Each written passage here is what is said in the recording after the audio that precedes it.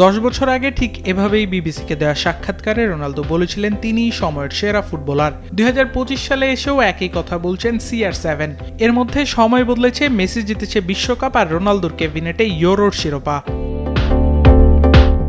দুজনের আন্তর্জাতিক ক্যারিয়ারে এখন পর্যন্ত রয়েছে বহু অর্জন। ফুটবলের সবচেয়ে সম্মানজনক পুরস্কার ব্যালন ডিওর মেসি জিতেছে 8 বার আর রোনালদো 5 বার।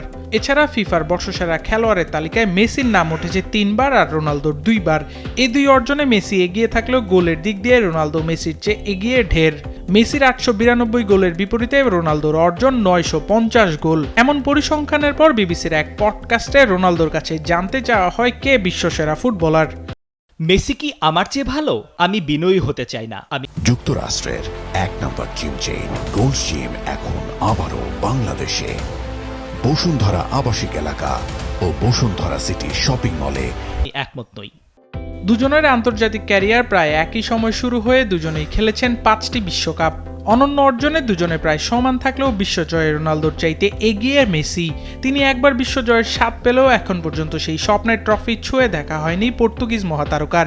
এ নিয়ে ব্রিটিশ সাংবাদিক পিয়ার্স মর্গানের প্রশ্নের জবাবে তিনি বলেন, বিশ্বকাপ দিয়ে কাউকে সেরা বিবেচনা করাও ন্যায্য নয়। আমি ইতিহাসের সেরা খেলোয়াড়দের একজন কিনা কোনো একটা প্রতিযোগিতা জিতেই 6 কিংবা 7টা ম্যাচ খেলেই নির্ণয় করা, এটা কি ন্যায্য ব্যাপার?